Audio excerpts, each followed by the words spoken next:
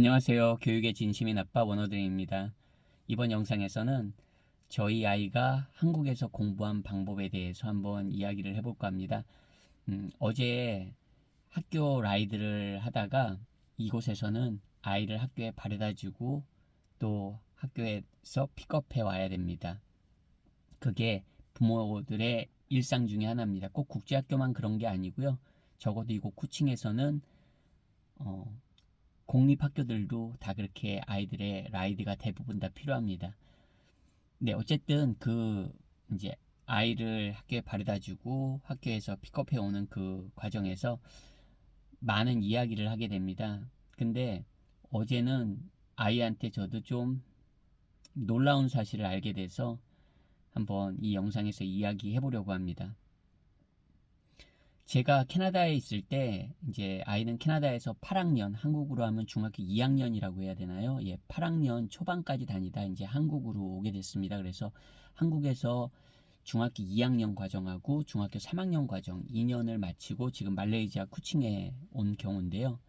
아이가 2년 동안 공부하는 모습을 보면서 제가 이 정도의 성실함과 이 정도의 자기 주도적 학습이 되는 아이라면 이제 해외 의대 충분히 가서 공부할 수 있겠다. 말레이시아를 거쳐서 그런 판단이 서가지고 이거 말레이시아에 온 경우입니다.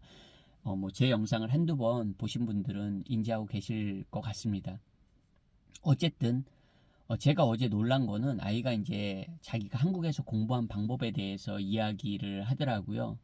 그러면서 가장 충격적이었던 건 아빠가 나한테 그렇게 겁줬던 거 기억 안 나? 이렇게 말하더라고요. 제가 내용은 이렇습니다. 제가 이제 캐나다에서 한국에 오기 전에 야, 너 한국 애들 공부 얼마나 열심히 하는 줄 알아?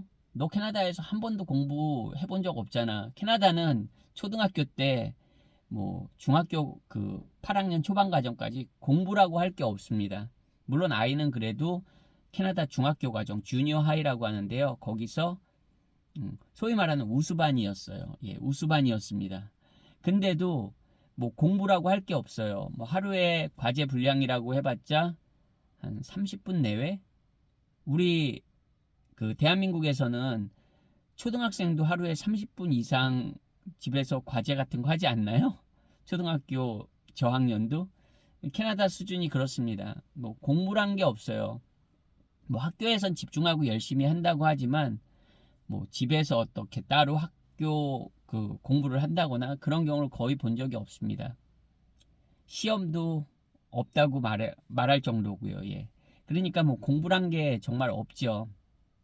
그런 아이에게 저는 어쨌든 제가 20년 동안 한국의 사교육 분야에서 일을 했기 때문에 한국의 아이들이 얼만큼 많이 공부하는지를 알잖아요. 그래서 저는 그냥 사실을 얘기해 준 거죠. 너 한국 애들 얼마나 열심히 공부하는지 아니? 너는 소위 말해서 학원도 한번 안 다녔는데 너 수학이나 과학 이런 거 감당 안 된다. 감당 안 될 거다. 그냥 그러니까 너무 무리하지 말아라.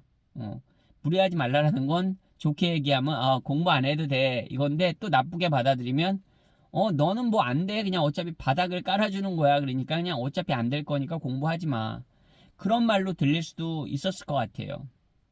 그래서 아이가 한국 아이들은 공부를 엄청 열심히 하니까 자기도 그거에 대해서 이제 대응을 해야 된다고 생각한 거예요.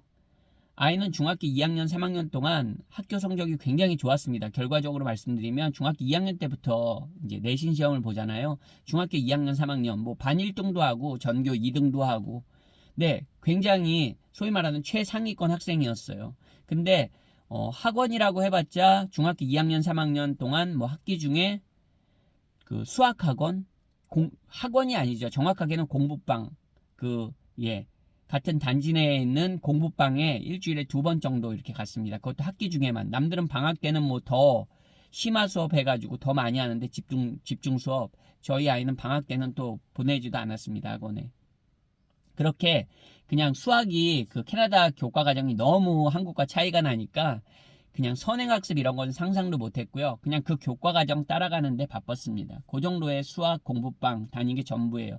다른 과목은 전혀 뭐 다른 이런 학원이나 이런 거에 의지하지 않고 아이 스스로 공부를 했습니다. 그렇게 열심히 하는 모습을 봤지만 구체적으로 아이가 어떻게 공부를 하는지는 솔직히 저는 몰랐어요.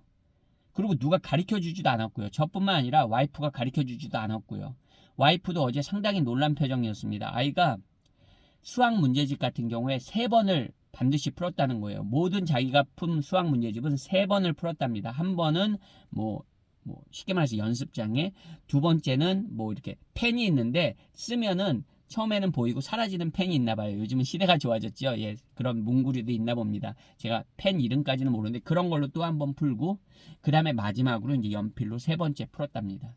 그러니까 똑같은 문제집을 자기는 수학 문제집을 꼭 세 번씩 풀었답니다.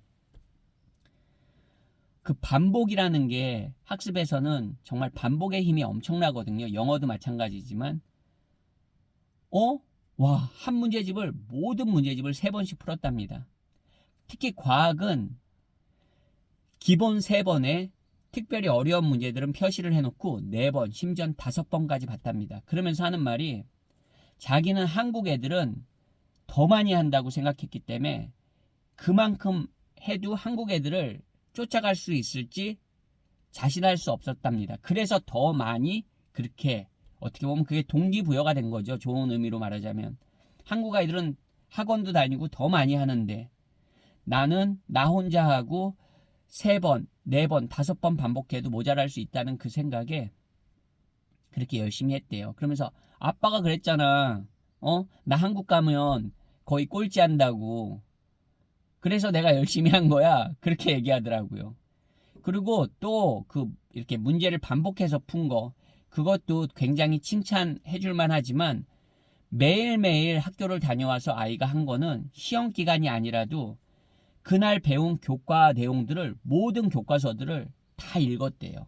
그러니까 매일매일 월요일부터 금요일까지 여러 과목 수업을 듣잖아요. 그럼 집에 와서 한 게 그날 배웠던 그 교과서 내용을 다 읽었답니다. 모든 과목을. 그거를 2년간 했다고 하더라고요. 저 아주 놀랐습니다. 저도 공부 잘하는 학생들 오래 가르쳤거든요. 근데 정말 이렇게 자기가 알아서 하는 경우는 또 의외로 많지 않습니다. 그렇지 않아도 한국 친구들은 이제 많이 시키니까요. 여러 뭐 학원들부터 시작해서 개인 스케줄을 만들지 않아도 될 정도로 빡세게 어떻게 보면 그런 학원 생활을 하는 친구들도 많으니까 어쨌든 한국 친구들 공부 정말 열심히 하는데 제 아이가 거기서 버티는 힘을 저는 본 거예요.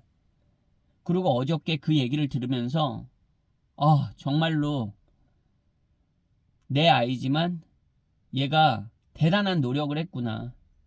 정말 뭐 누가 가르쳐 주지도 않았는데 그냥 반복한 거예요. 반복하고 꾸준하게. 그리고 시험 이제 뭐 예를 들어 중간고사, 기말고사가 있다면 저도 그건 알고 있었거든요. 한 달 전부터 그 데일리 플랜을 짭니다, 자기가. 그래서 그거대로 움직입니다. 아주 그 플래너에 보면 그 스케줄이 빼곡하게 적혀 있습니다. 그거를 자기가 실행하는 거예요. 그래서 제가 확신을 한 겁니다. 얘가 한국에서는 한국의 경쟁 그 입시에서는 특별한 그 결과를 만들어내지 못할 확률이 크지만 적어도 한국 밖의 교육 시스템에서는 얘는 된다. 얘는 의대도 되고 그 이상의 것도 할 수 있는 아이다.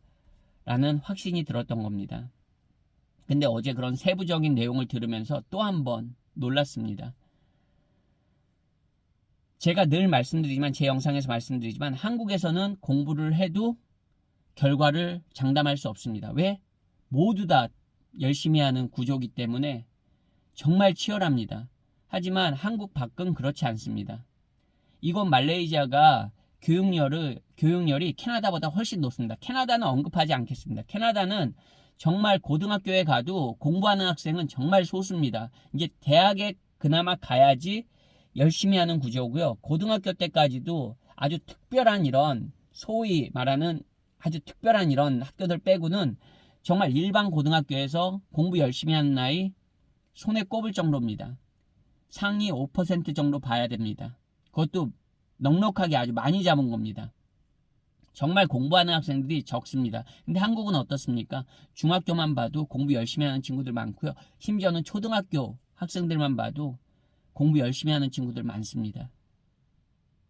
그러면 너무 다 모두가 열심히 하니까 정말 힘들다는 거죠. 경쟁이 너무 치열하다는 겁니다. 그런 한국 학생들이 제가 늘 말씀드리지만 영어 능력만 갖추면 한국 밖에서는 정말 거의 탑을 찍을 수 있다고 저는 확신합니다. 제가 늘 아이한테 말합니다.